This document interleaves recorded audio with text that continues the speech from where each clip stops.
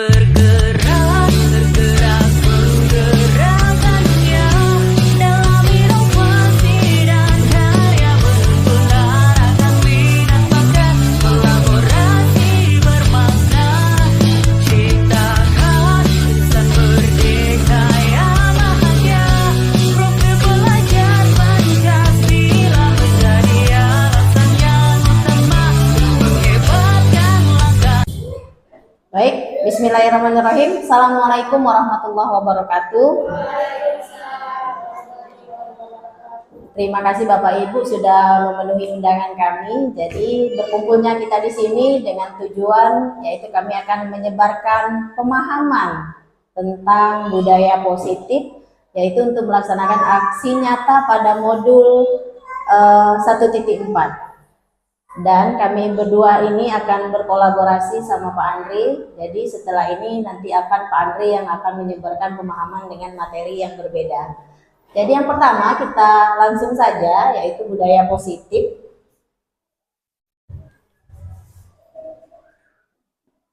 Makna kata disiplin.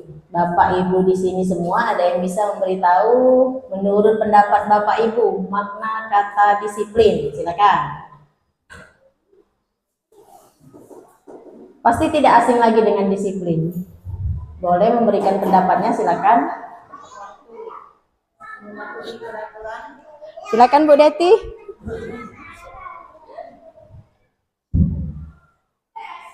Yang mungkin menurut pendapat saya yaitu disiplin adalah yaitu mematuhi peraturan. Oke, baik. Terima kasih Bu Deti. Masih ada lagi yang ingin memberikan pendapatnya, silakan. Disiplin. Biasa disiplin itu kita kaitkan dengan hukuman seperti itu ya. Silakan, masih ada yang ingin berpendapat? Baik, kita lanjutkan. Jadi kebanyakan orang akan menghubungkan kata disiplin ini dengan tata tertib, teratur, dan kepatuhan terhadap peraturan. Kata disiplin ini juga biasa dihubungkan dengan hukuman. Padahal ini sungguh berbeda. Karena belajar tentang disiplin positif tidak harus dengan memberikan hukuman. Justru salah satu alternatif yang terakhir dan kalau perlu tidak digunakan sama sekali. Hukuman itu tidak usah digunakan sama sekali. Dalam budaya kita, makna disiplin dimaknai menjadi sesuatu yang dilakukan seseorang pada orang lain untuk mendapatkan kepatuhan. Dan jadi kita cenderung menghubungkan kata disiplin untuk saat ini dengan ketidaknyamanan. Seperti itu. Lanjut. Menurut Ki Hajar Dewantara menyatakan bahwa di mana ada kemerdekaan disitulah ada disiplin yang kuat. Sungguh pun disiplin itu bersifat self-discipline, yaitu kita sendiri yang mewajibkan kita dengan sekeras-kerasnya. Tetapi itu sama saja, sebab jikalau kita tidak cakap melakukan self-discipline, wajiblah penguasa lain yang mendisiplinkan diri kita. Jadi kalau kita sulit sekali untuk mendisiplin diri kita, wajiblah penguasa lain untuk mendisiplinkan kita. Baik, selanjutnya. Bila di sekolah tidak ada aturan yang mewajibkan guru datang tepat waktu, dan seandainya pimpinan di sekolah pun tidak menegur, apakah Bapak Ibu akan tetap datang tepat waktu mengajar murid-muridnya dan tolong berikan penjelasan atau alasannya? Silakan. Baik, Ibu Oktri. Ya, karena menurut saya mengenai disiplin ini bukan tentang atasan atau tentang teman ya, tapi tentang sikap kita, komitmen kita terhadap apa peraturan yang berlaku. Jadi tidak ada alasan jika misalnya tidak ada aturan atau tidak ada atasan yang menegur, kita berleha-leha dan melanggar disiplin, itu tidak ada ceritanya seperti itu. Iya, terima kasih Bu Oktri. Kita beri aplaus dulu. Kasih beng-beng. Benar sekali. Kalaupun tidak ada peraturan ataupun pimpinan yang menegur, kita tetap harus saja melaksanakan tetap datang pagi, disiplin diri. karena kita akan menteladani murid-murid kita untuk melakukan hal seperti itu. Baik, lanjut. Di sini ada teori motivasi, hukuman, penghargaan, dan restitusi. Dimulai dengan teori motivasi terlebih dahulu.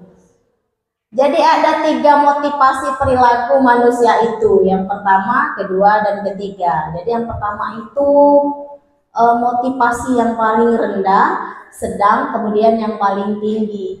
Ada apa yang di nomor 1? Motivasi perilaku manusia itu untuk berbuat apa, yaitu menghindari ketidaknyamanan atau hukuman. Oke, contoh, datang cepat waktu biar dapat beng-beng, atau dihukum kepala sekolah, seperti itu. Itu sering terjadi dengan murid kita, mengerjakan PR biar tidak dihukum, padahal ini motivasi yang paling rendah. Kemudian tingkatan yang kedua untuk mendapatkan imbalan. Nah, ini salah, ini tadi contohnya. Datang pagi-pagi biar dapat RHK di PNM-nya 30 poin, seperti itu. Jadi karena motivasinya itu biar dapat imbalan atau penghargaan atau hadiah, seperti itu. Ngajar setiap hari biar dapat poin dan nanti dapat sertifikat, seperti itu. Dan motivasi yang paling baik itu haruslah ada di nomor 3, yaitu untuk menjadi orang yang mereka inginkan dan menghargai diri sendiri dengan nilai-nilai yang mereka percaya. Jadi motivasi ini berasal dari dalam diri sendiri.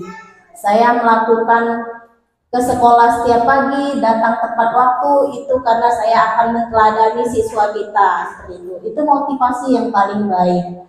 Lanjut. Hukuman, konsekuensi, dan restitusi. Ada yang bisa memberikan perbedaan antara ketiga itu. Hukuman, konsekuensi, dan restitusi. Silakan.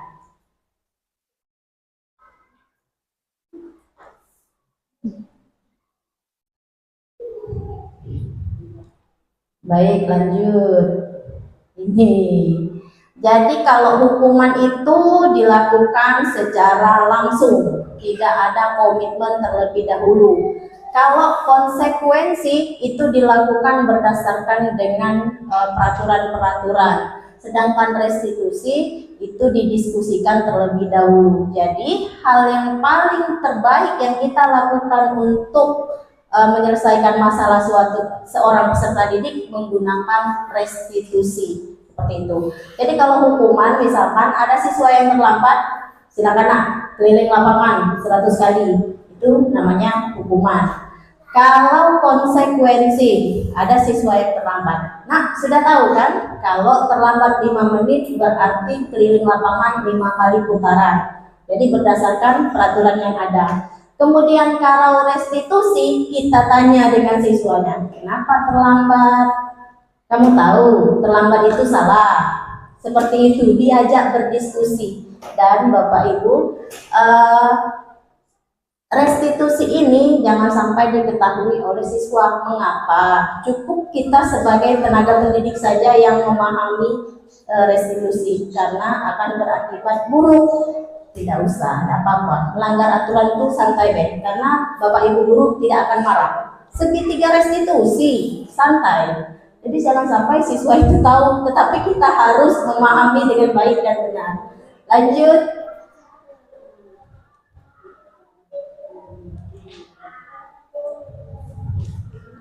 Di sini ada keyakinan kelas. Jadi setiap awal pembelajaran itu haruslah kita mengatur sebuah keyakinan kelas. Nanti akan diikutkan menjadi keyakinan sekolah. Bagaimana cara membuat sebuah keyakinan kelas? Dalam satu kelas kita kumpul, kita jelaskan dulu apa itu keyakinan kelas.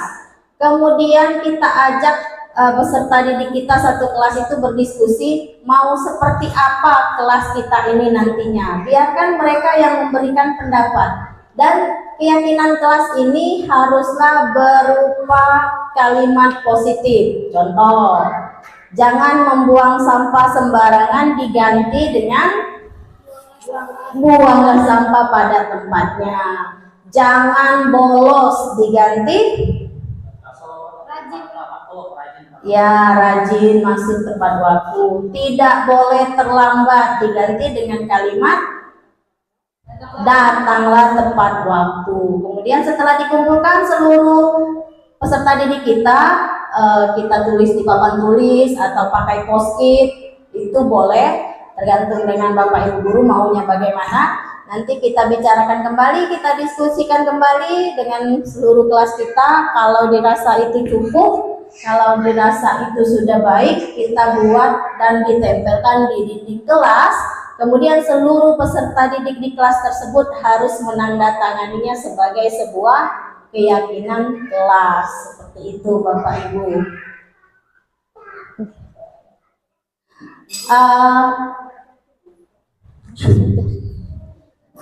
Aku ice breaking dulu aku. Oke, baik Bapak Ibu, setelah ini kita ice breaking dulu ya.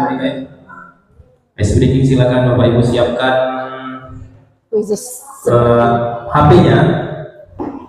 Nanti kita akan coba. Pak, tinggal teori 5 kontrol manusia itu bagian Pak deh. Pak nyambung enggak?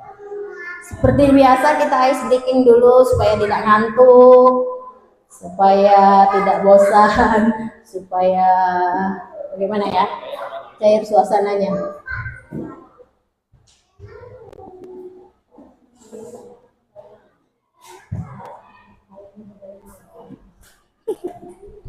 Yang skor tertinggi dapat tiket pesawat. IKN, upacara di IKN. Ini seru jiwa. Ya, disuruh buka diri. Ya.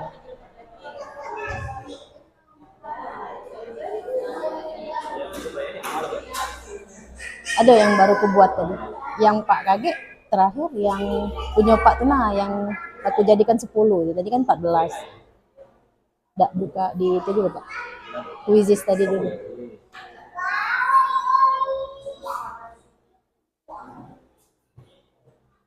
Seperti biasa siapkan HP, kami sebarkan link untuk ice breaking-nya.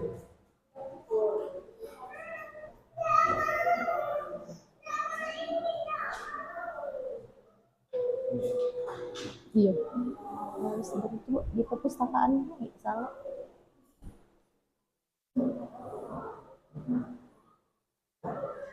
Nah, iya. Yo mainkan.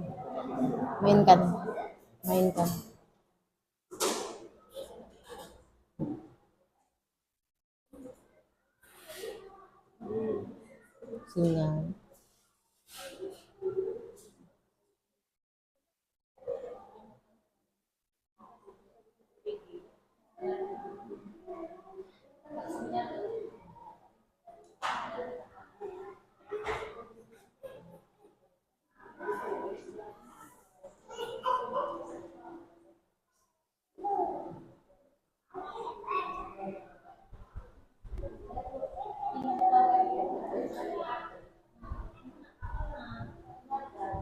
Baik, Bapak Ibu, linknya sudah ada di grup.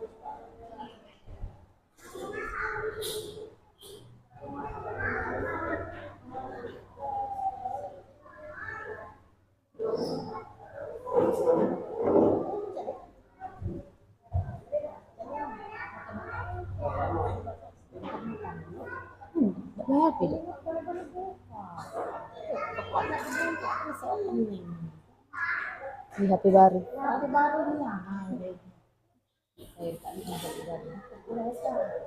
Sudah 2 orang yang masuk. Baik, kami tunggu yang lain. 4 orang.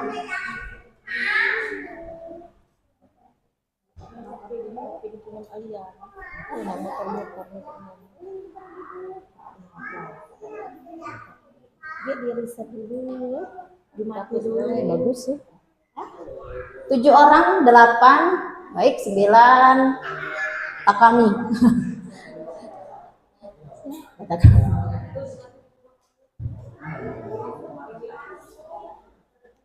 Hmm.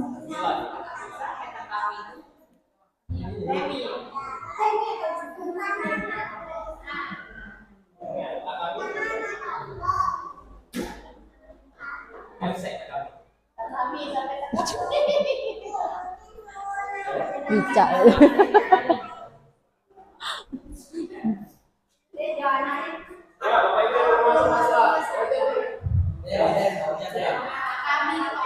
Sudah, Pak Oja. Wah, suka dengan sekali. Lanjut. Bu Titin belum, masih loading.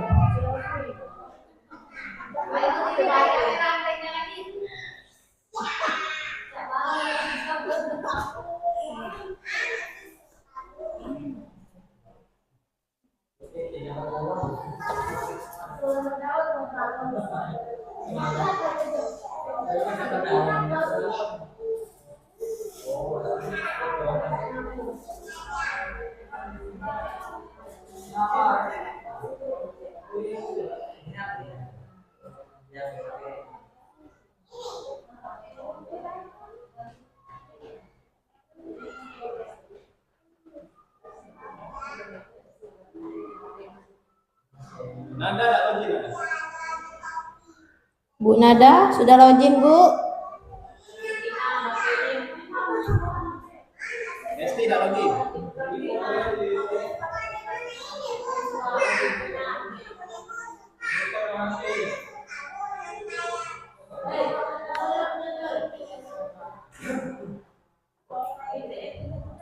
Dah 9 ini lah.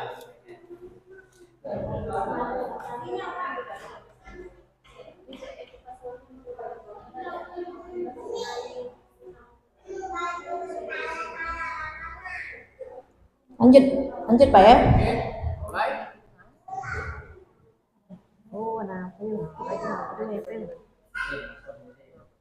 Lanjut, mulai 10 orang.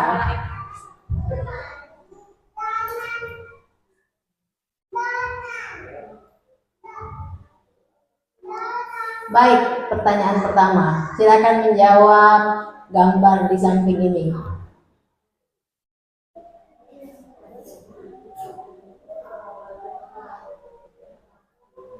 Oke, sudah ada yang menjawab.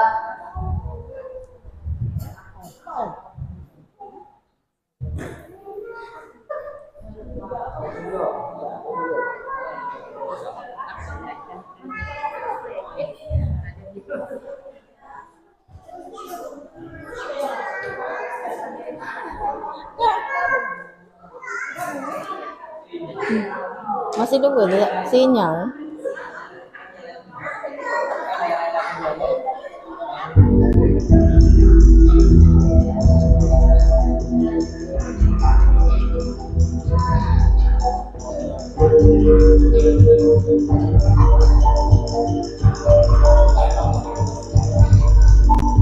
Oke, waktunya habis. Baik.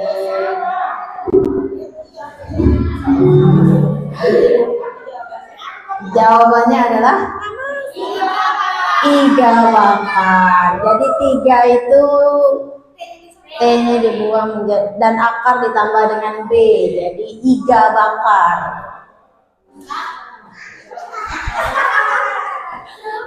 Lanjut next. Soal selanjutnya. Tebak gambar lagi.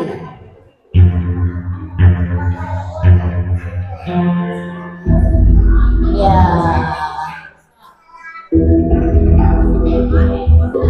Pertanyaan lengkap, Pak.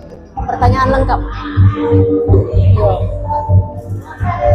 Nah, ini merupakan salah satu jenis penyakit.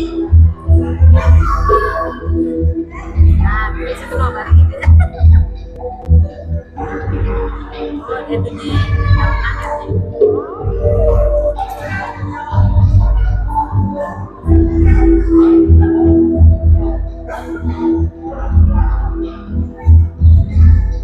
Salah satu jenis penyakit orang tua.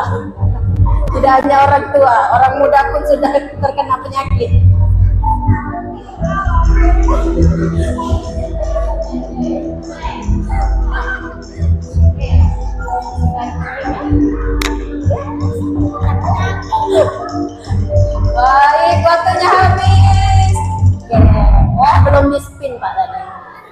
silakan. Jawabannya adalah asam urat.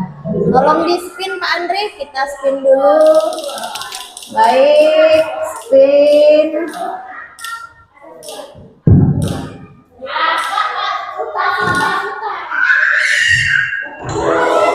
Baik, silakan Suta menjawab.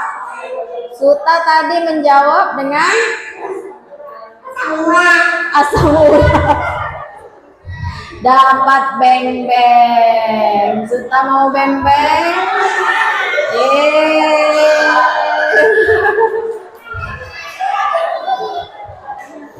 Terima kasih Suta. Next ya. Next, lanjut.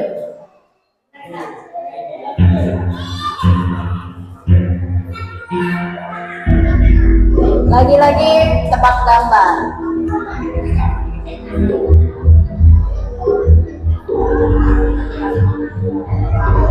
Ada panah, kemudian tetesan air, tetapi P-nya diganti dengan T.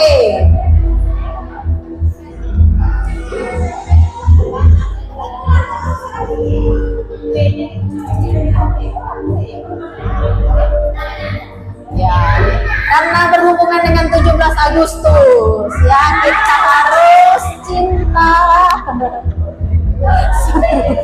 Seru ya. Matawi mau jawab ada.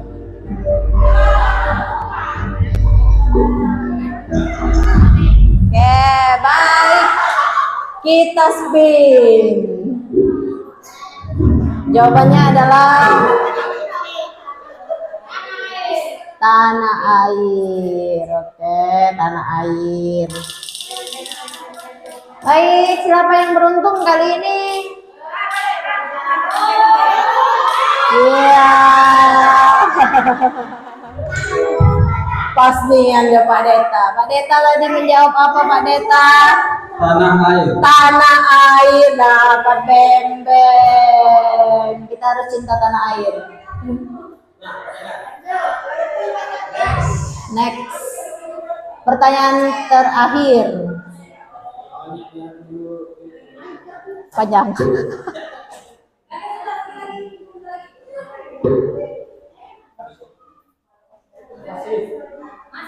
Masih. Muncul Pak. Muncul. Ini Pak. Di kanan Pak. Jika.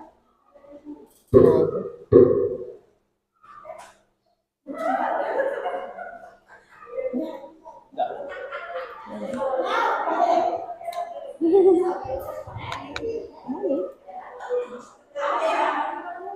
Sebelumnya. Tapi mereka tuh muncul kan? Maksudnya. Kalau di refresh keluar enggak ya?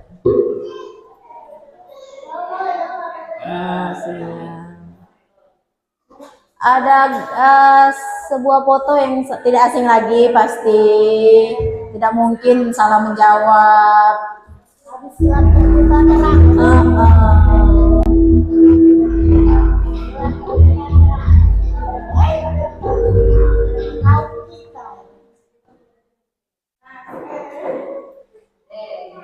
Sudah menjawab?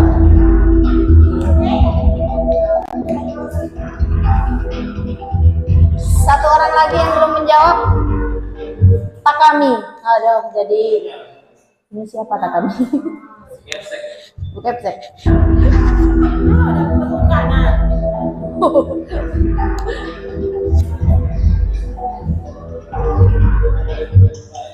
Oke. Ya Pak.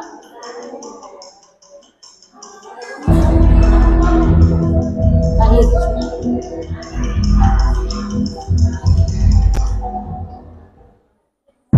Baik, Istaspin Wah Suta berada di peringkat pertama. Siapa yang beruntung untuk soal terakhir ini?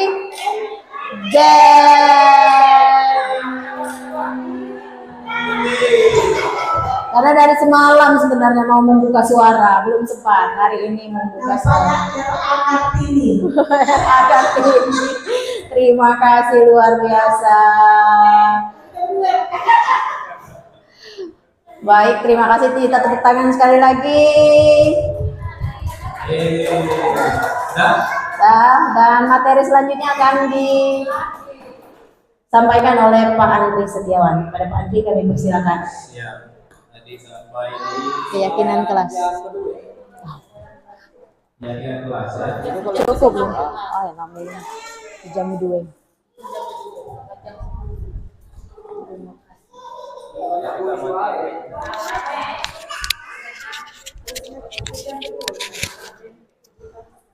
Baik, Bapak Ibu, kita akan melanjutkan materi kita tentang keyakinan kelas. Tadi sudah sebagian disampaikan oleh Bu Dika. Jadi memang keyakinan kelas ini lebih bagusnya itu Bapak Ibu setiap kali pertemuan kita membuat keyakinan kelas. Meskipun memakan waktu ya, tapi tidak apa-apa. Mengapa kita memiliki peraturan tentang mengemudikan helm pada saat mengendarai kendaraan roda 2 atau motor? Apakah Bapak Ibu ada yang bisa menjawab pertanyaan ini? Untuk pertanyaan pertama, mengapa kita memiliki peraturan tentang penggunaan helm pada saat mengendarai kendaraan motor? Untuk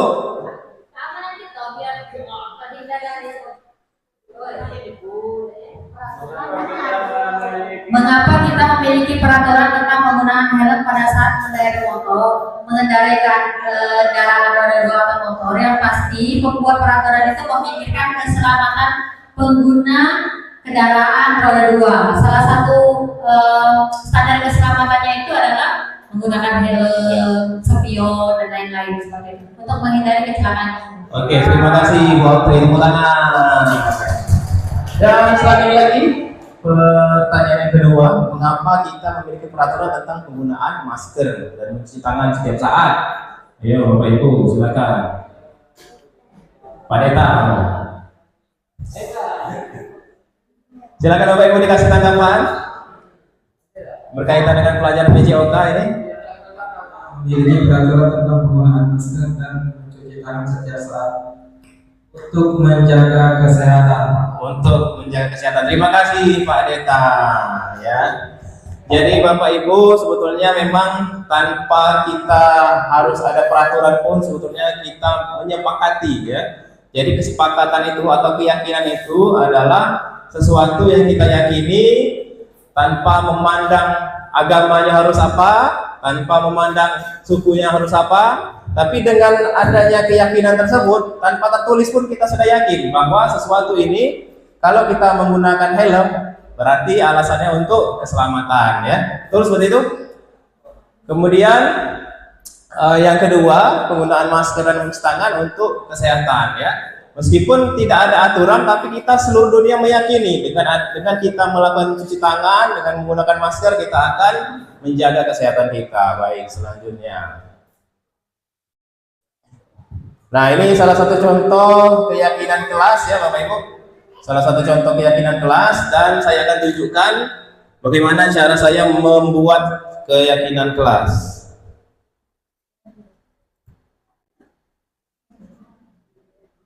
Ini belum sudah diedit. Ini saya tampilkan. Sebelum kita mulai belajar, kita buat dulu kesepakatan kelas ya, keyakinan kelas ya. Jadi selama kurang lebih berapa jam ini? Sampai jam 9.30 ya. 9.30 kita buat peraturan kelas, kesepakatan kelas. Jadi masing-masing kamu harus patuh ya, harus makan dengan ini. Apa yang harus kita sepakati lah, ada? Satu, apa yang harus kita sepakati? Menjaga kebersihan. Terus yang kedua 71. Papan satu. Iya. Jadi kalau ada yang ngomong harus didengarkan ya. Papan satu ya. Menjaga sopan santun. Apa lagi? Kalau belajar harus harus diam. Harus apa? Harus bersemangat. Belajar kalau bersemangat.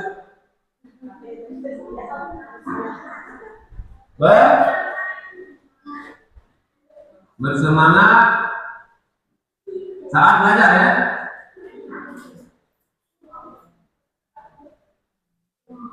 Lagi saling menghargai. Saling menghargai itu berarti kalau ada yang ngomong kita harus mendengarkan, kalau dulu yang ngomong kita harus mendengarkan ya, gitu ya. Paham ini? Maka ini keyakinan kelas kita ya.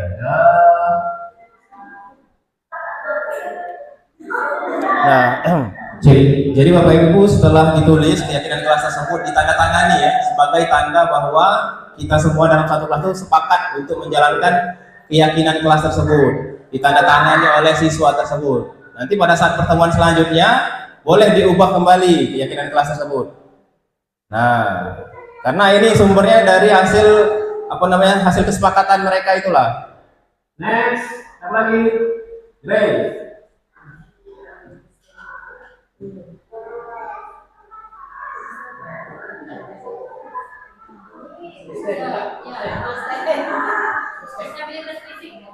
Disabilitas ya. Nah, jadi seperti itu Bapak Ibu ya. Jadi ditandatangani berarti kita sudah sepakat untuk menjalankan keyakinan kelas ini.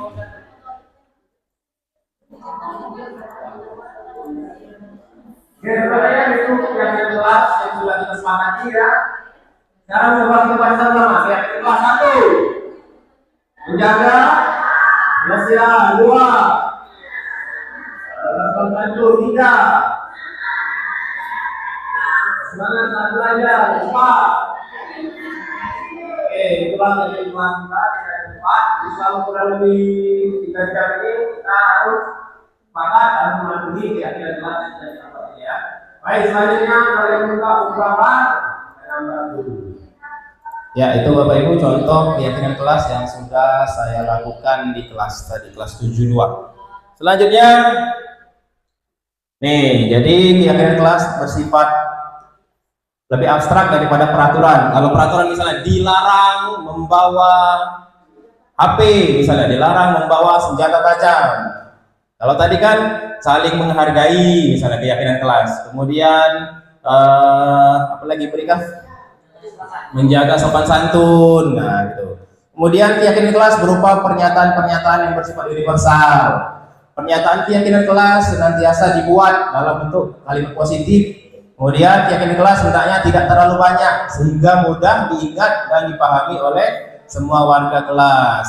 Berikutnya lagi, keyakinan kelas sebaiknya sesuatu yang dapat diterapkan di lingkungan tersebut. Semua warga kelas hendaknya ikut berkontribusi dalam pembuatan keyakinan kelas lewat kegiatan curah pendapat. Jadi anak-anak dimintai pendapat dulu. Jadi bedanya dengan peraturan, kalau peraturan itu biasanya bersumber dari satu orang, ya, dari guru, dari guru. Atau misalnya peraturan sekolah itu bersumber dari sekolah. Sedangkan keyakinan ini adalah sesuatu yang kita peroleh dari hasil diskusi, hasil curah pendapat. Kemudian bersedia meninjau kembali keyakinan kelas dari waktu ke waktu. Jadi boleh diubah kapanpun sesuai dengan kesepakatan kelas tersebut. Next. Kemudian kita lanjut ke 5 kebutuhan mati. Cek. Bis baterai jangan-jangan. Cek. Bis baterai. Baik, selanjutnya tentang 5 kebutuhan dasar manusia. Di sini ada video Bapak Ibu ya, kita saksikan dulu video ini.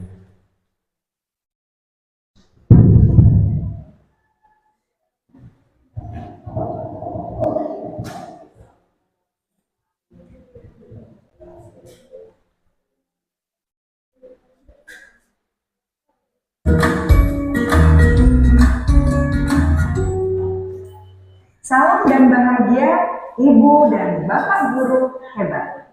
untuk membangun budaya sekolah yang positif dengan lingkungan yang aman dan mendukung murid untuk menjadi pribadi yang berdaya, seimbang, dan bahagia. Salah satu upaya yang dapat dilakukan oleh guru adalah memahami kebutuhan dasar yang mendasari perilaku murid. Pada video kali ini, kita akan membahas tentang 5 kebutuhan dasar manusia.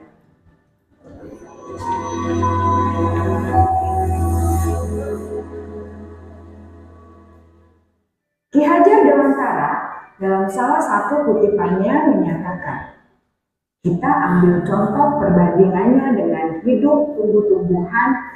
Seorang petani dalam hakikatnya sama kewajibannya dengan seorang pendidik yang menanam padi misalnya. Hanya dapat menuntun tumbuhnya padi.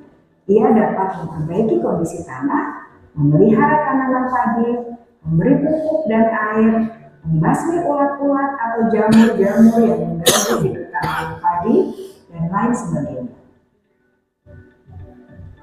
Ketika guru memahami kebutuhan apa yang mendasari perilaku murid, dan guru berusaha menuntun dan mendukung murid dalam memenuhi kebutuhannya secara positif, pada hakikatnya guru tersebut ibarat seorang petani yang sedang berusaha memahami kebutuhan masing-masing tanaman, dan ia berusaha memenuhi kebutuhan tanaman tersebut agar dapat tumbuh dengan subur dan maksimal. Dr. William Glasser, seorang psikiater dari Amerika Serikat, menyatakan bahwa seluruh tindakan manusia memiliki tujuan tertentu, yaitu memenuhi kebutuhan dasarnya. Ketika kelima kebutuhan dasar telah terpenuhi secara memadai, maka murid akan tumbuh dengan seimbang dan bahagia. Sebaliknya, ketika kebutuhan dasar tidak terpenuhi dengan baik, maka seseorang akan mengalami emosi negatif seperti bosan, sedih, dan kecewa.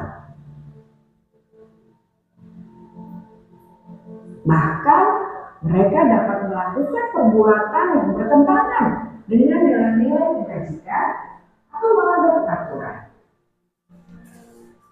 Dengan kata lain, perilaku buruk seseorang biasanya adalah respons dari kebutuhan yang tidak terpenuhi. Namun, mereka tidak tahu cara untuk menunjukkannya. Ada 5 kebutuhan dasar manusia menurut Dr. William Glasser, yaitu yang pertama, kebutuhan untuk bertahan hidup atau survival. Yang kedua, kebutuhan untuk merasa diterima atau love and belonging. Yang ketiga, kebutuhan akan kebebasan atau freedom. Yang keempat, kebutuhan akan kesenangan atau fun. Dan yang kelima, kebutuhan akan penguasaan atau power. Kebutuhan dasar yang pertama adalah kebutuhan yang bersifat fisiologis untuk bertahan hidup atau survival. Misalnya, kesehatan, rumah, dan makanan. Kebutuhan biologis sebagai bagian dari proses reproduksi termasuk kebutuhan untuk tetap bertahan hidup. Kebutuhan untuk merasa aman juga termasuk dalam kebutuhan ini.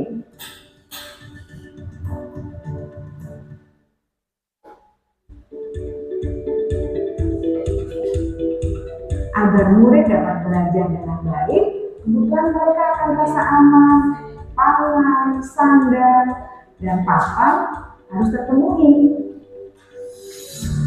Bagaimana mungkin mereka dapat belajar dengan baik bila mereka datang ke sekolah dengan perut yang lapar atau bila rumah mereka kebanjiran?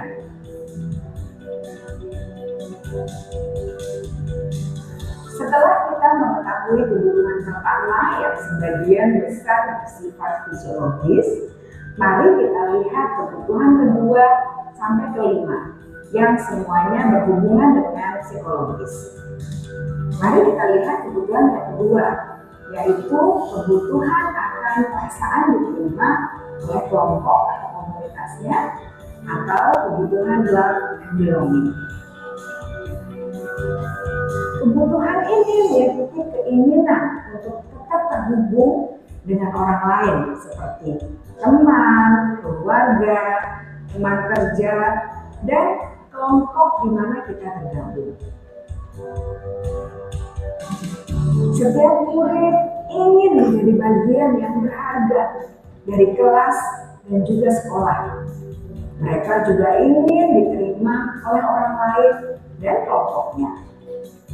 Bahkan, murid yang terlihat paling cuek pun jauh di dasar hatinya pasti ingin merasa diterima. Sebagai guru, seharusnya kita dapat menerima murid kita apa adanya, sesuai dengan kodratnya. Karena setiap murid adalah unik. Mereka memiliki kekuatannya masing-masing, sehingga guru seharusnya bisa menciptakan kesempatan untuk murid berkolaborasi dan memiliki ikatan emosi satu sama lain. Murid-murid yang memiliki kebutuhan yang besar untuk merasa diterima, biasanya mereka belajar karena suka pada gurunya, dan mereka juga suka bekerja dalam kelompok.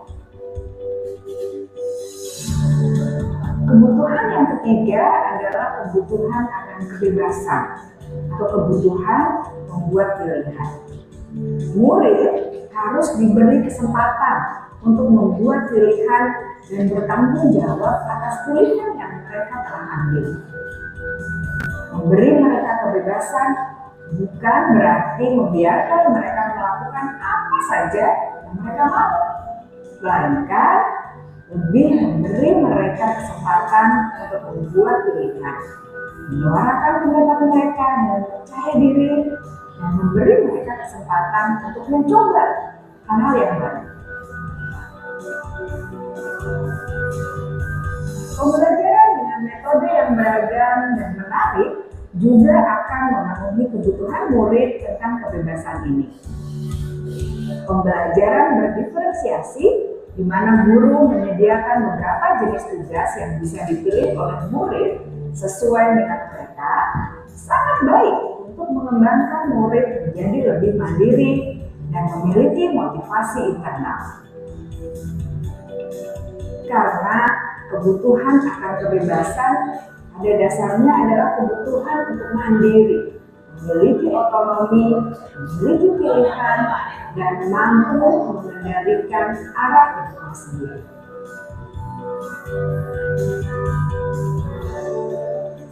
Kebutuhan yang keempat adalah kebutuhan akan kesenangan.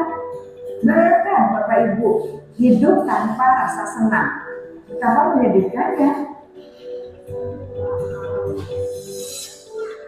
Glaser menghubungkan kebutuhan akan kesenangan dengan belajar. Jangan sepelekan kebutuhan murid untuk merasa senang di kelas. Sebagai guru, jangan ragu-ragu untuk dengan sengaja memasukkan kegiatan yang menyenangkan dalam kelas. Murid-murid dengan kebutuhan dasar kesenangan yang tinggi ingin menikmati apa yang mereka lakukan. Mereka juga konsentrasi tinggi saat mengerjakan hal-hal yang disenangi.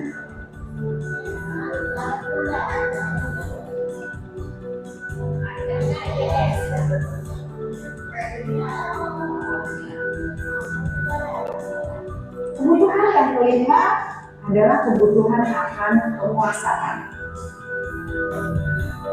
Setiap murid memiliki kebutuhan untuk merasa kompeten, menjadi terampil, diakui capaian dan keterampilannya, didengarkan, bisa membuat dampak dan pengaruh, dan memiliki rasa harga diri. Mereka sebaiknya diberi kesempatan untuk membuat keputusan tentang hal-hal yang penting dalam hidupnya yang tidak merasa dikontrol oleh sistem sekolah. Pada murid yang telah menginjak usia remaja, seringkali mereka merasa tidak memegang kendali atas kehidupannya sendiri, karena guru kerap berpengaruh dalam mengambil keputusan. Murid-murid yang memiliki kebutuhan dasar akan penguasaan yang tinggi biasanya selalu ingin menjadi pemimpin. Mereka juga suka mengamati sebelum mencoba hal yang baru. Mereka juga perfeksionis dan merasa kecewa bila melakukan kesalahan.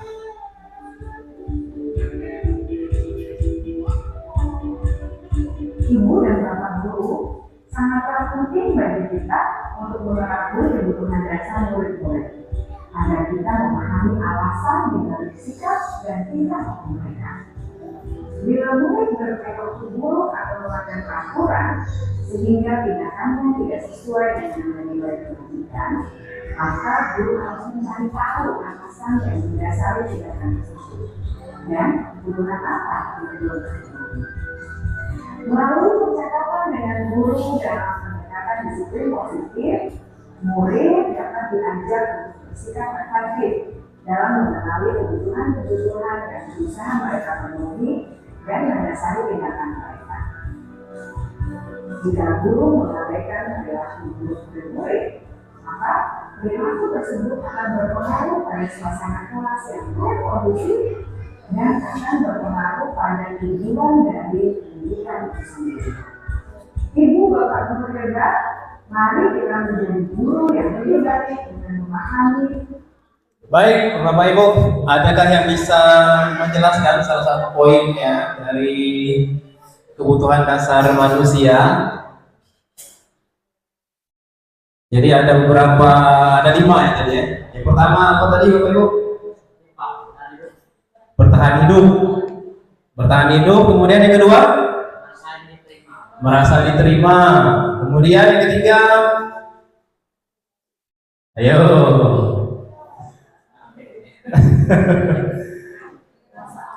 Penguasaan ya. Ya, yang keempat? Kesenangan. Dan yang kelima? Kebebasan. Jadi kalau ada murid yang ngantuk, Bapak Ibu guru ngantuk juga mungkin ya. Mungkin ada salah satu dari 5 kebutuhan itu yang belum terpenuhi. Misalnya kebutuhan kesenangan, datang ikuti rapat itu membosankan, bisa jadi ya, seperti itu kan. Nah, itu 5 kebutuhan dasar manusia. Jadi kalau ada masalah dengan siswa, memang kita itu harus mencari tahu apa penyebabnya. Next.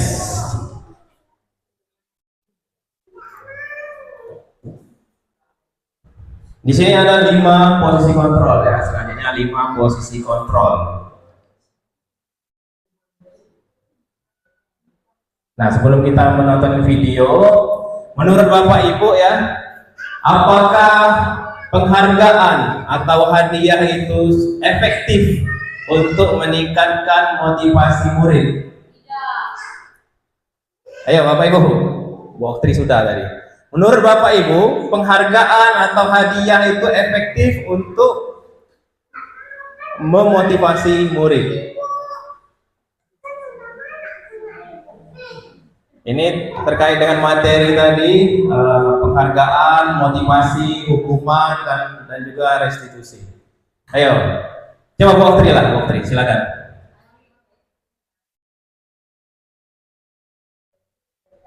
Apakah penghargaan atau hadiah itu efektif untuk mendisiplinkan siswa? Tidak. Alasannya kenapa?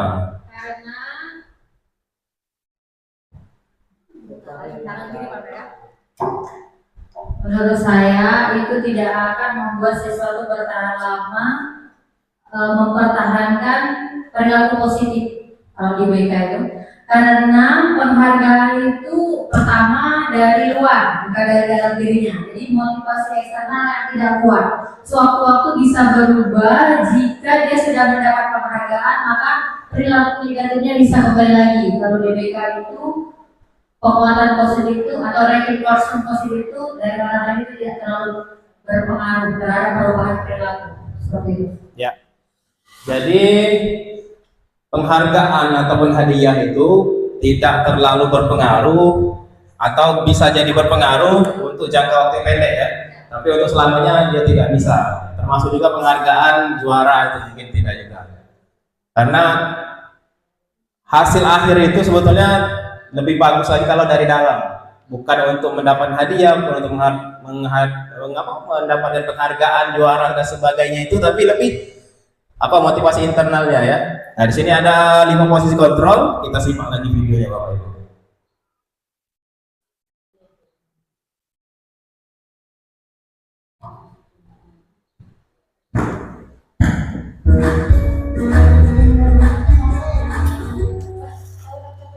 Salam bahagia ibu dan bapak guru hebat.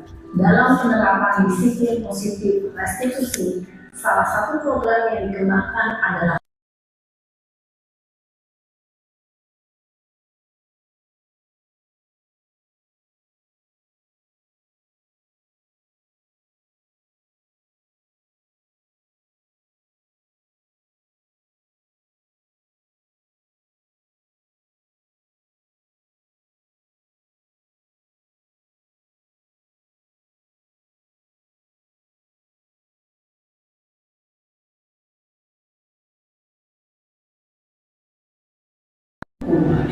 dua, posisi pembuat masalah. Tiga, posisi aman. Empat, posisi pemantau atau monitor. Dan lima, posisi manajer. Untuk lebih memahami kelima posisi tersebut, mari kita saksikan kasus kemarin yang terlambat hadir 20 menit di sekolah dan melihat bagaimana kelima posisi kontrol dalam menghadapi masalah tersebut.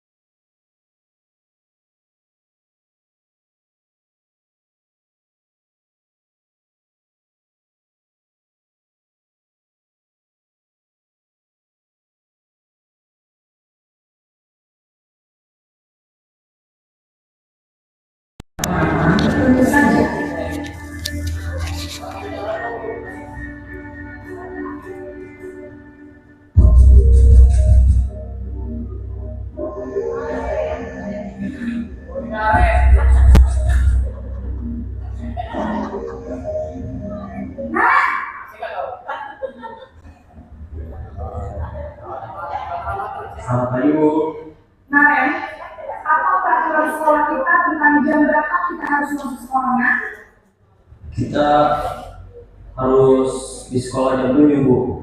Iya betul, sekarang sudah jam 7.20. Mari sudah tahu konsekuensinya jika terlambat hadir. Paham, Bu? Saya harus tinggal kelas pas jam istirahat selama 20 menit. Iya benar, konsekuensinya demikian. Jadi nanti jam 9.30 pas istirahat, kamu harus tinggal di kelas, kerjakan tugas tambahan untuk ketertinggalan kamu, ya?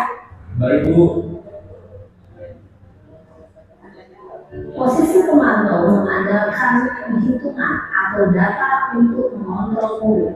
Guru mengarahkan murid berdasarkan peraturan dan konsekuensi.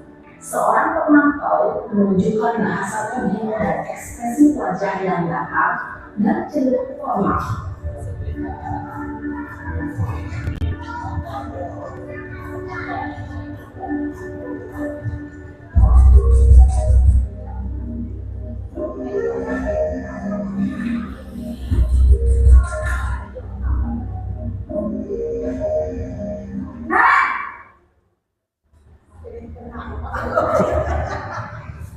Selamat pagi, Bu. Selamat pagi, Naren. Maaf, Bu, saya terlambat. Iya, sekolah masuknya jam 7, sekarang sudah jam 7.20. Jadi sekarang bagaimana ini, Naren? Maaf, Bu, saya lupa soal saya semalam. Baiklah, menurut kamu, keyakinan sekolah yang mana yang perlu kamu tingkatkan? Menghargai diri sendiri dan orang lain mungkin, Bu. Setuju. Jadi, apakah Naren meyakini prinsip saling menghormati tersebut? Iya, Bu, saya meyakininya. Apakah Naren bersedia memperbaiki masalah keterlambatan ini? Bersedia, Bu. Bagaimana kamu akan memperbaiki masalah keterlambatan ini? Saya akan coba untuk tidak lupa menyetel alarm saya, Bu. Baik, kalau Naren komputer alarm di rumah, ada orang yang kira-kira bisa bantu mengingatkan tidak? Ada, Bu. Kakak saya, Kak Emma. Ada lagi selain Kak Emma? Selain Kak Emma, ada ibu saya. Baik, jadi yang mengingatkan Naren adalah Kak Emma dan ibu kamu ya. Kira-kira akan mulai saya alarm kapan nih, Naren? Setelah pulang sekolah, akan segera saya lakukan. Baik, jadi Naren akan setel alarm untuk bangun besok pagi dan akan diingatkan oleh kakak dan ibu dan Naren ya. Ada lagi yang mesti perlu dilakukan, Naren, agar tidak terlambat bangun lagi. Tidak ada, Bu. Baik, Naren. Terima kasih untuk kerjasama kamu. Sekarang kamu perlu kembali ke kelas untuk belajar. Baik, Bu. Terima kasih. Posisi manajer adalah posisi kontrol yang disarankan untuk memimpin murid memiliki sikap disiplin yang positif, yaitu murid yang mandiri, bertanggung jawab, dan dapat memecahkan masalah. Tujuan dari posisi ini adalah agar murid dapat berefleksi atas tindakannya. Guru akan dengan tulus memberikan pertanyaan-pertanyaan bermakna, sehingga membuat murid dapat belajar dari kesalahannya dan mencari sebuah solusi untuk menyelesaikannya. Ibu dan bapak guru hebat, setelah mengamati adegan kelima posisi kontrol tadi, kira-kira posisi mana yang paling ideal? Posisi mana yang dapat menunjang motivasi intensif murid? Ya, tentu posisi manajer. Posisi ini memang posisi ideal dan ini dituju setiap pendidik. Pada posisi inilah, guru dapat menerapkan disiplin positif dan berpihak pada murid yang memerdekakan murid.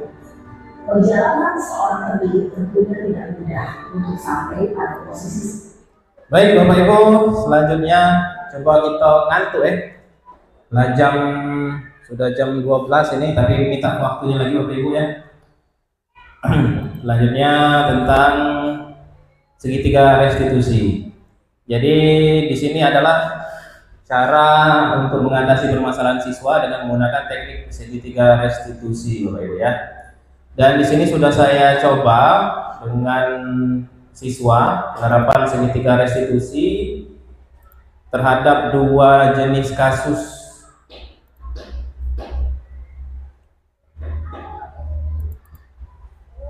Coba kita putar ya.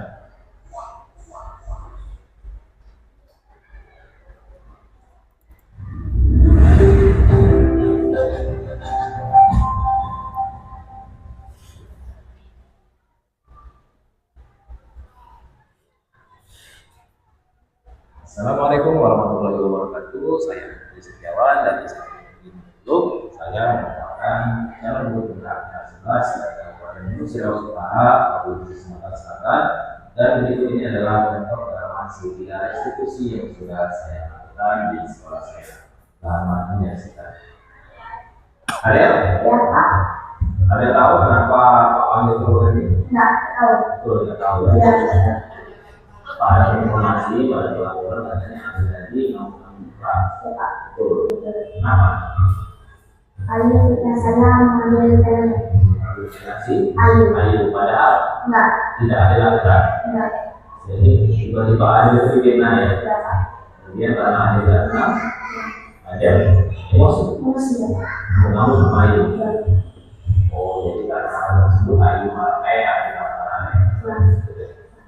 Pak juga kalau misalnya di dinas seperti ini, kalau Pak tidak mau, Pak juga akan emosi. Tapi kenapa ada yang tidak melakukan hal yang berbeda sih apa misalnya selain orang marah? Ada yang bisa berkuliah karena ada emosi. Ya, Kenapa ada yang dilakukan? saya bisa mengatakan emosi saya. Karena ada yang masih bisa mengontrol emosi. Ya, Apakah tindakan kita marah-marah itu diperbolehkan? tidak. Tidak. Harusnya gimana? Harusnya kita kan sesama sekolah yang sama. Kita harus menghormati sesama orang. Jadi harus menghargai, menghormati ya. Wadah dari yang sini. SD 57. Jadi maksudnya Meninggal. ini itu beda antara si Ayu SD 3. SD 3. Oke, jadi kita ini sudah di dalam Sekolah. sekolah apa? Harus lebih. Harus melindungi, menghargai ya. Jadi menurut Anda tidak ada yang marah-marah tadi itu harus salah. Salah. Salah. Oke, baik.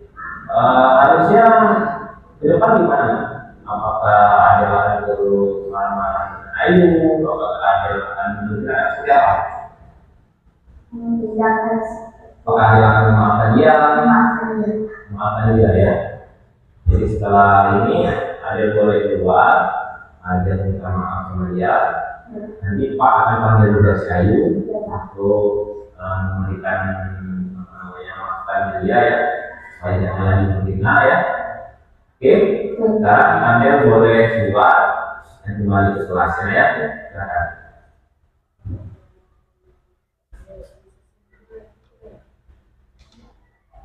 Rahasia. Kamu tahu kenapa hari ini Pak panggil ke ruangan Pak? Tahu. Kenapa?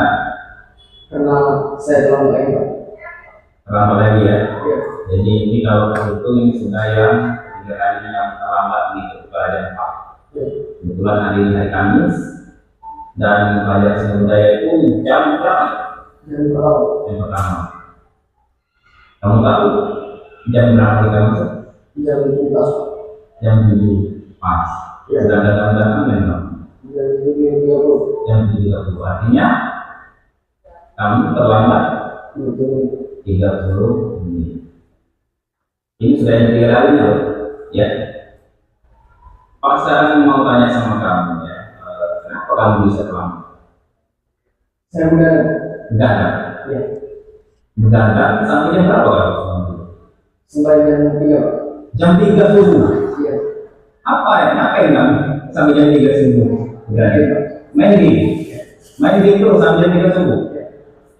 Jadi selama 3 kali selama ini kamu itu main game sampai jam 3 subuh. Memang sih kalau main game itu memang asik ya. Kadang-kadang kita sambil ke waktu Pak juga kalau lagi misalnya sudah ada kosong, sudah selesai semua pekerjaan, Pak juga kadang-kadang main game ya. Pak sangat hobi sih main game.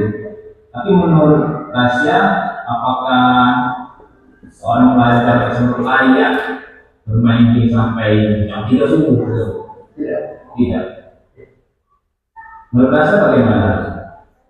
Apakah harus dibatasi bermain gamenya atau memang harus dilarang terus main game lagi? Batasin aja. Buatin aja. Biasanya Tasya tidurnya jam berapa kalau itu? Jam 10. Jam 10 malam. Biasanya ya. Oh, jadi kemarin itu kita terlalu taskan. Jadi sampai lupa waktu. Ya. Sampai jam 3 subuh, kemudian kamu tidur Dari jam 3 sampai jam 7. Jam 7 baru bangun, baru mandi, baru ke sekolah. Betul. Baik. Kenapa tidak mau terlalu nyala-nyala? Karena memang pelajaran di sekolah itu memang kadang-kadang bikin kita pusing ya. Banyak tugas, banyak apa namanya, tekanan ya dari guru-guru ya. Kayak gitu. Tapi apakah menurut Tasya seorang pelajar itu boleh terlambat terus, boleh bergadang terus? Tidak boleh. Kenapa? Karena pelajar itu wajib untuk belajar. Wajib. Jadi sekarang apakah Tasya mau berubah? Ya, Berubah untuk tidak terlambat lagi? ya. Kira-kira apa yang bisa dilakukan supaya tidak terlambat? Tidur lebih awal, Tidak menjawab. Kemudian gini, nah, kemudian dikurangi. dikurangi. Ya, Apakah kita harus berhenti lagi? tidak sih. Tidak ya. Jadi mungkin apa yang bisa dilakukan untuk main game tersebut? Dikurangi sih, Pak. Dikurangi sampai mungkin ada batasan waktu Ya, Pak, sampai jam 9.25. 9.25, jam 9.30 lah ya. Ya. Jadi Rasya akan berjanji untuk membatasi permainan gamenya, bermain game sampai jam 9.30 setiap malam ya. Yang Rasya sudah berjanji, dan kalau misalnya di rumah tidak ada yang mengingatkan, apakah Rasya bisa menerapkan hal tersebut? Apa misalnya memasang alarm, apa menyuruh adik, atau meminta tolong ibu, gimana? Meminta tolong ibu untuk Mengingatkan saya. mengingatkan supaya jangan berlebihan. Supaya jam 9.30 sudah berhenti, sudah ini. Baik. Kalau gitu Pak catat ya sebagai suatu komitmen Tasya, semoga nanti Tasya tidak terlambat. Baik, sekarang kami boleh keluar dan silakan masuk kelas.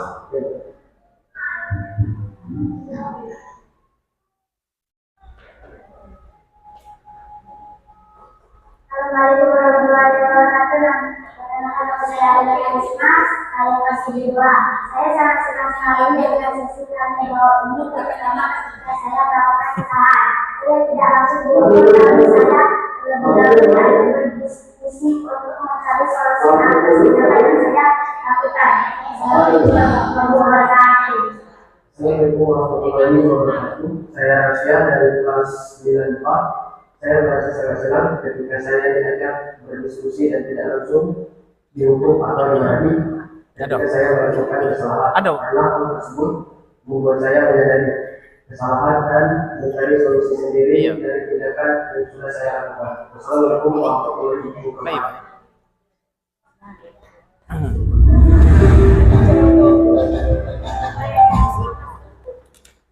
Oh ini mic ya.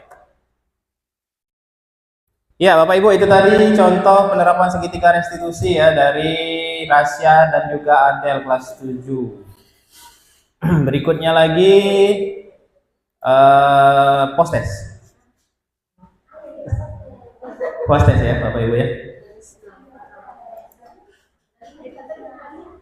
Pertanyaannya tadi di Wizix. Oke. Lanjut Bu Rika.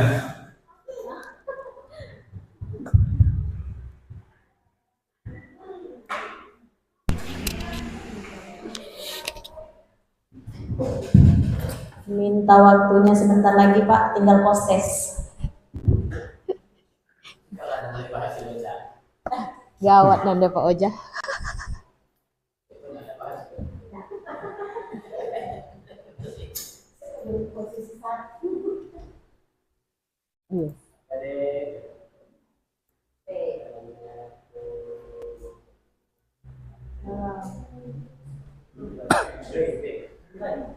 Belum. Bagikan.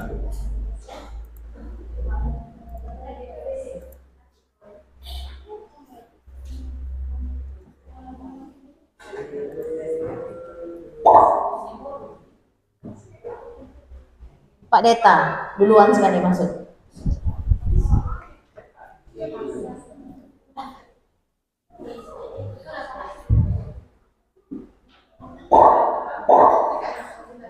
Pak Sahidin. Sahidin. Ya Allah, Pak Oja pasti kejut aku. Iya, Sahidin.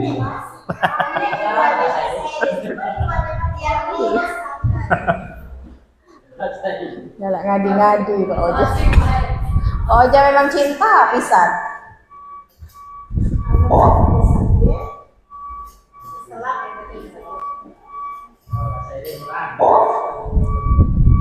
Ya, 6 peserta Bapak Ibu silakan.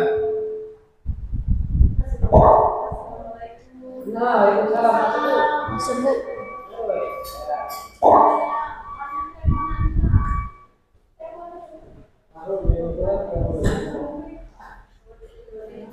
Delapan orang peserta, masih ditunggu lanjut.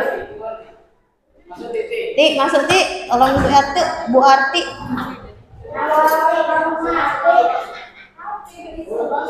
Oh, tak punya HP ya Bu.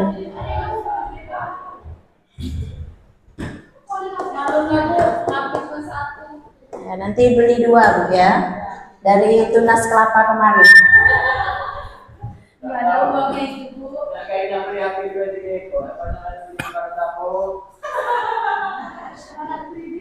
Sembilan peserta. Ada lagi Bapak Ibu yang tidak masuk? Ada di grup WA ya, di grup WA.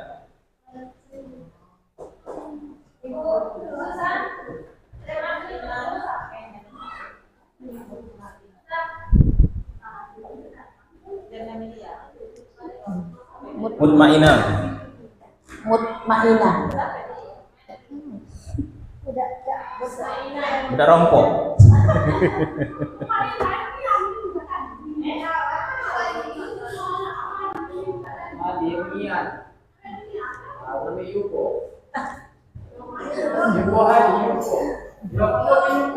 Lanjut Pak.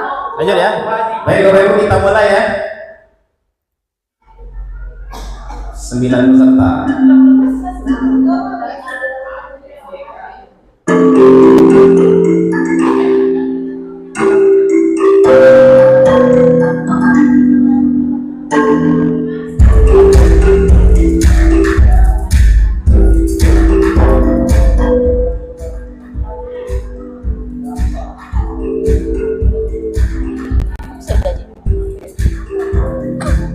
Satu muka.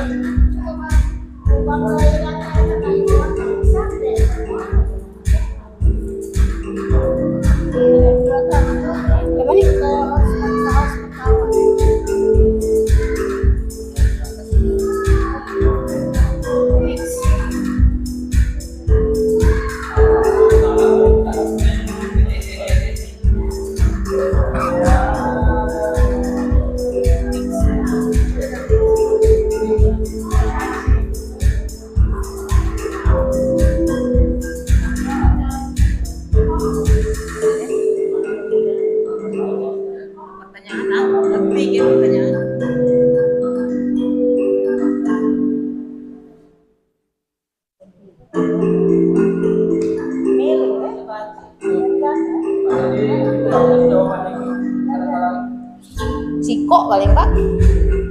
Siko baca diulang. Pukul arti. Pukul arti.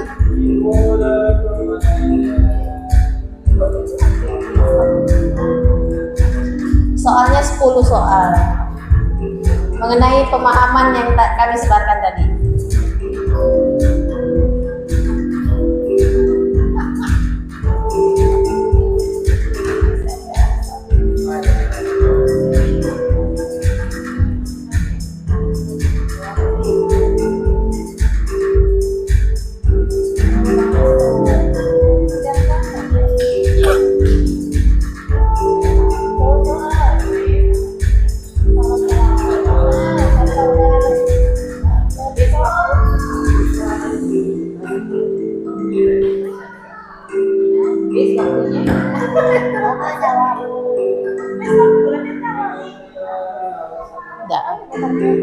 Belum keluar baik.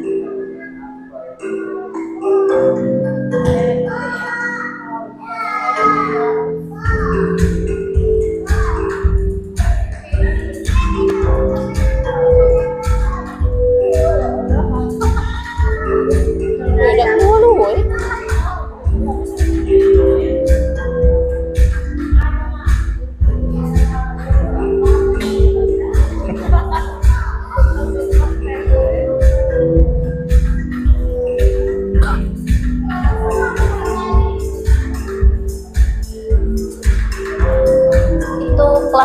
tentara kelas mandiri. Syahidin nomor 6. Belum ada jawaban yang benar, Pak. Iya.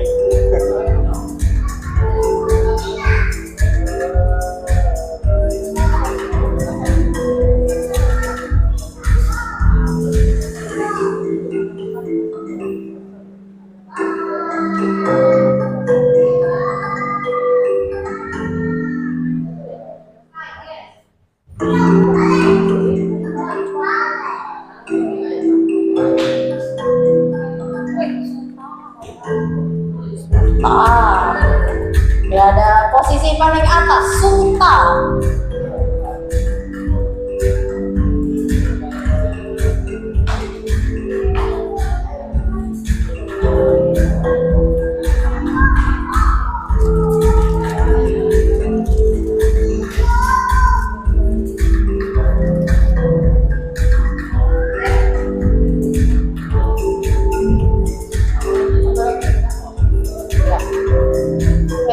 Ada satu soal yang pacak dijawab.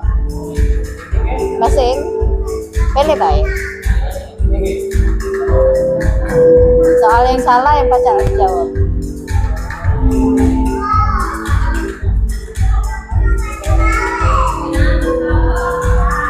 Bentar lagi ya, Suta. Dikit lagi. Suta mau coklat?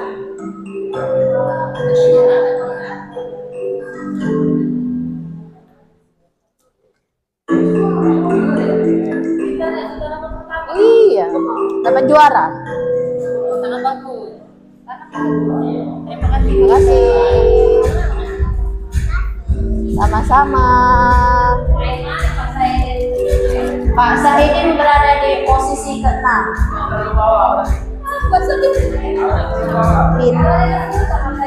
Pintar Pak Syahidin.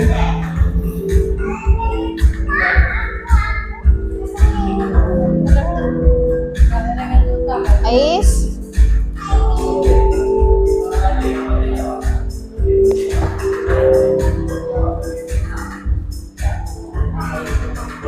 Ayo.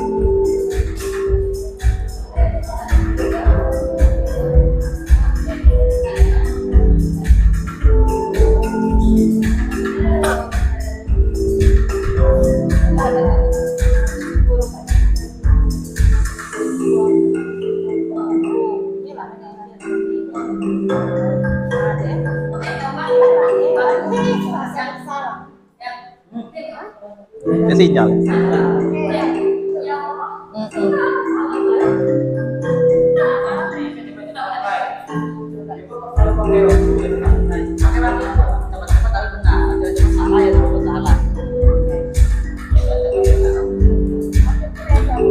Pilih baik.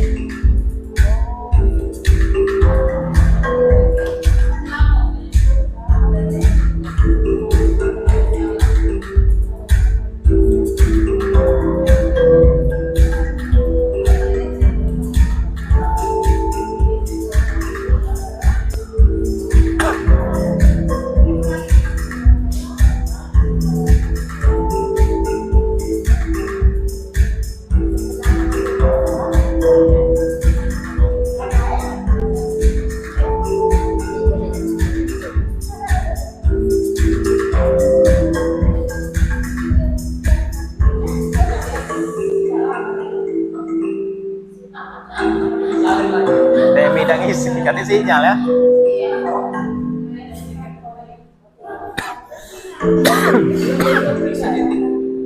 Ayo Deden, semangat. Oke, belum selesai. Oh ya, belum semangat. Oke, baik.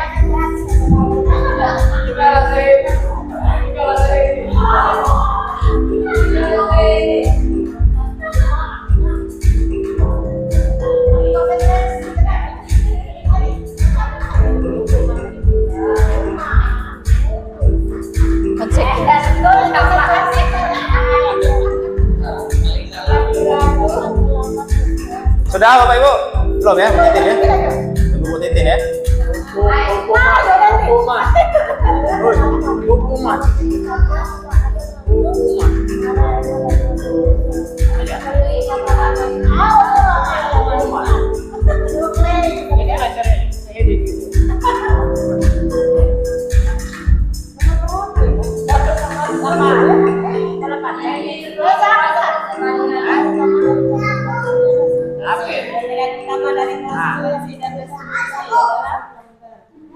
Kita nunggu Bu Titin, 2 soal lagi, kasihan.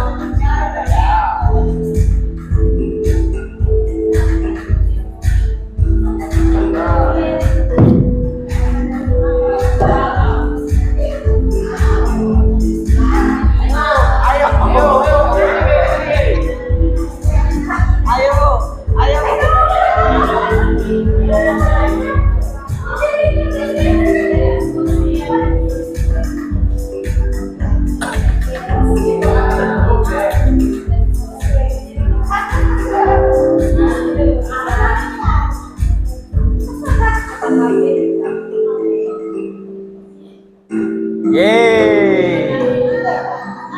2 soal lagi.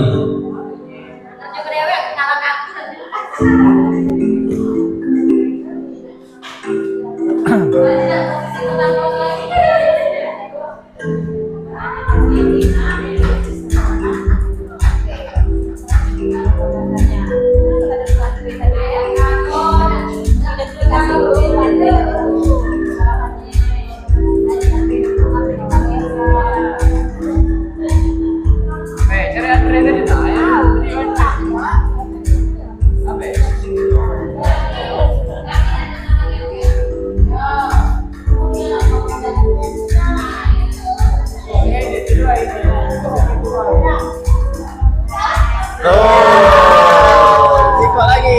Setelah perdebatan yang kuat, lanjut 1 soal lagi.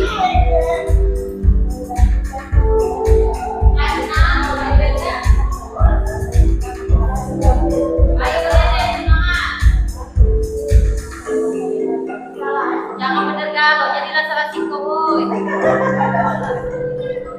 Salah singko jadilah. Bukan. Ya, baik, kita akhiri ya.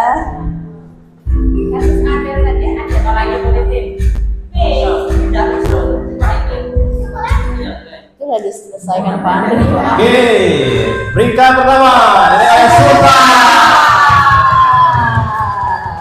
Peringkat kedua diraih oleh Pak Deta. Yang ketiga Ibu Aprilia. Ibu Aprilia. Yeay, beng beng. Terima kasih. Ya, suta. Selesai. Baik, Bapak Ibu. Coba sekarang saya mau tanya perbedaan hukuman restitusi dengan konsekuensi. Siapa yang tahu? Hukuman, contohnya. Bagaimana contoh hukuman, contoh konsekuensi dan contoh restitusi. Ya, contoh, Mario. Ini kalau belajar dari soal tadi kan nanti ada yang salah. Kalau hukuman itu contohnya kalau yang terlambat datang langsung dihukum dari lapangan, itu contoh hukuman. Contoh konsekuensi, misalnya ada anak yang mencoret-coret meja, konsekuensi itu suruh menghapus kembali coretannya. Kalau contoh yang restitusi tadi kalau disuruh barang hilang, nah barangnya hilang kan. Nah restitusi itu contohnya barang hilang suruh mengembalikan lagi apa barang yang dihilangkan tadi. Seperti itu contoh besar. Baik, Bapak Ibu, jadi perbedaannya hukuman itu kadang-kadang nggak nyambung dengan perbuatan. Misal, anak tadi telat disuruh bersihkan sampah, ya kan nggak nyambung gitu kan? Kemudian misalnya lagi anak tadi dapat nilai kecil atau tidak bawa buku, anak tidak bawa buku, kemudian kita suruh lari ke lapangan, nyambung nggak? Nggak nyambung, itu namanya hukuman. Kemudian kalau konsekuensi apa berikan? Konsekuensi, misal nih konsekuensi Bu Titi minjem laptop sekolah. Nah misalnya tiba-tiba laptop sekolah tersebut rusak. Nah jadi Bu Titi harus mengganti, itu namanya konsekuensi. Kemudian contoh ke siswa, misalnya budak tadi, anak tadi minjam buku dengan perpustakaan. Nah, ternyata bukunya tadi hilang. Jadi konsekuensinya adalah mengganti. Kemudian kalau restitusi, restitusi itu kata Pak Rio tadi, apa Pak? Barang hilang, kemudian bertanggung jawab. Kalau restitusi coba boneka. Oke, restitusi itu apa Ibu ya? Kita mencari solusinya bukan dari kita, tapi dari anak, si anak tadi. Dia pengennya kayak mana? Misalnya dia tadi bangun di kesiangan, dia tuh lain dari solusi, bukan dari kita. Nah, kayak gitu ya. Ya semoga perbedaan yang tadi bisa menambah keilmuan kita ya. Kemudian yang terakhir, refleksi Bapak Ibu ya, kegiatan apa yang kita lakukan hari ini, mungkin Bu Titi, kegiatan apa yang kita lakukan hari ini? Tuh. Refleksi Bu Titi. Kegiatan apa yang kita lakukan hari ini? Belajar apa? Belajar misalnya. 5 posisi kontrol. Kita hari ini ngapain hari ini? Belajar materinya 5 posisi kontrol tadi. Oke, ya terima kasih. Yang kedua, bagaimana perasaan hari ini? Temi, perasaannya Temi. Senang. Senang. Wah, luar biasa Bu Temi. Selanjutnya, apa yang Anda pelajari hari ini? Khususan, langsung tembak ya. Biar cepat. Jurusan nulisnya, jurusan bacanya bukan? Mahasiswa.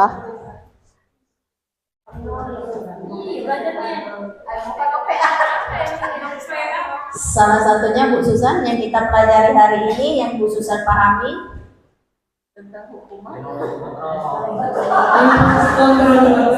Oke, terima kasih. Yang terakhir, tindakan apa yang akan Anda lakukan setelah belajar hari ini? Pak Rio. Menerapkan apa yang sudah didapatkan pada hari ini. Luar biasa. Terima kasih Bapak Ibu. Kita depan sini kita halo dulu dari kamera biar masuk kamera. Jadi terima kasih waktunya Bapak Ibu sudah berkunjung, sudah datang ke undangan kami diseminasi tentang budaya positif, penerapan disiplin positif. Kemudian apa lagi mereka? 5 posisi kontrol, 5 posisi hukuman, kontrol, konsekuensi, ya. keyakinan kelas. Itu materi ini mudah-mudahan bisa dipahami dan bisa diterapkan di pembelajaran atau di kelas Bapak Ibu masing-masing. Ya terakhir kita tutup ya Bu Rika ya. Ya. Marilah kita tutup dengan melepaskan nafas hamdalah. Alhamdulillahirobbilalamin. Assalamualaikum warahmatullahi wabarakatuh. Waalaikumsalam warahmatullahi wabarakatuh. Terima kasih.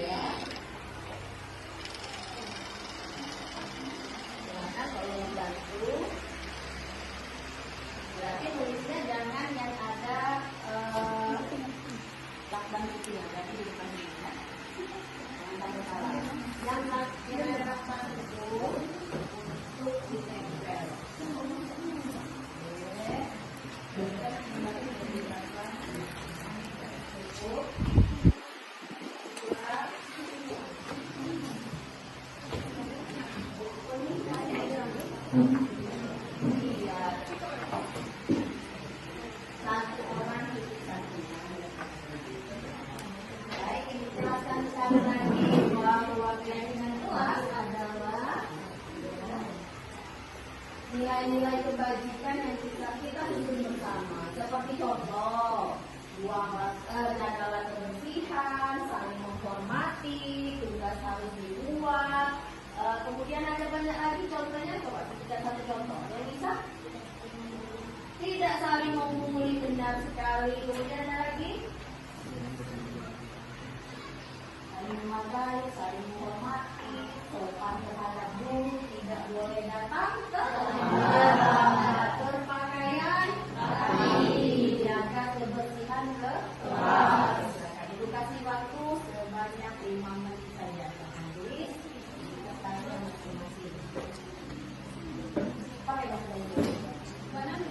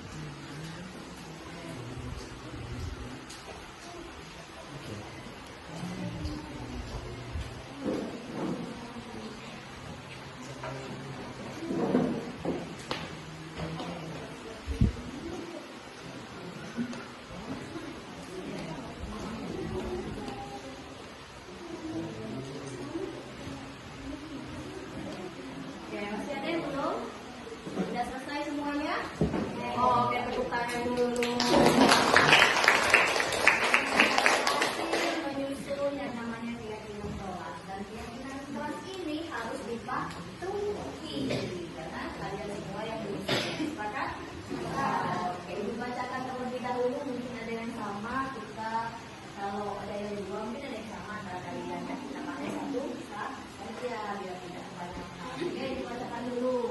Jadi keyakinan kelas yang sudah dibuat oleh kelas 95 yang pertama, jangan berbicara saat guru sedang menjelaskan. Oke, mantap.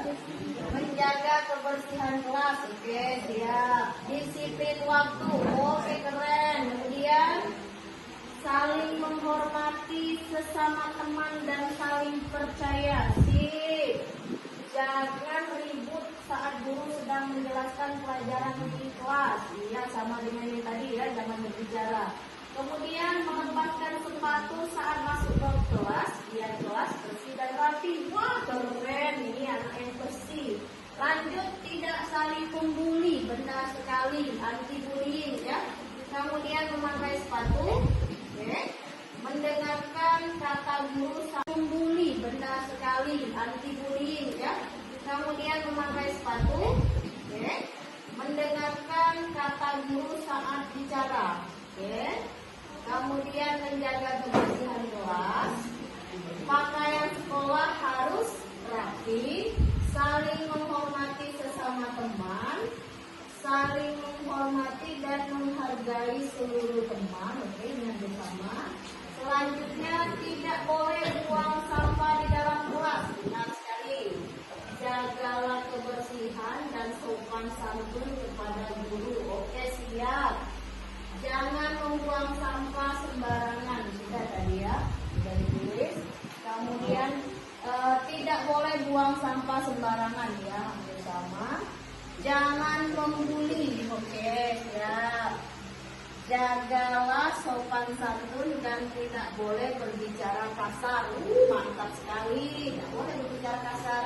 Kemudian rajin membuat tugas dan tidak saling mengejek. Nah, itu benar sekali, sama dengan ini ya. Kemudian ada lagi memakai seragam sekolah yang rapi dan lengkap. Kemudian tidak boleh terlambat. Wah, betul sekali, jangan terlambat. Dan yang terakhir, harus menjaga kebersihan sekolah dan lingkungan sekolah. Oke, sepakat dengan keyakinan kelasnya? Bisa dijalankan dengan baik. Berarti kalian sudah membuat keyakinan kelas dan peraturan kelasnya juga. Keyakinan kelas harus dipahami ya. Ya. Iya, oke, terima kasih. Tepuk tangan lagi sekali lagi.